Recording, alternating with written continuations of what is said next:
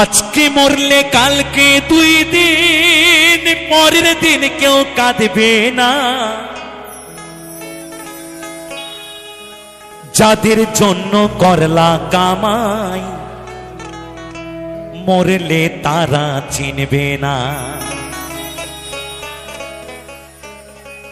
থাকতে সময় করো আমল,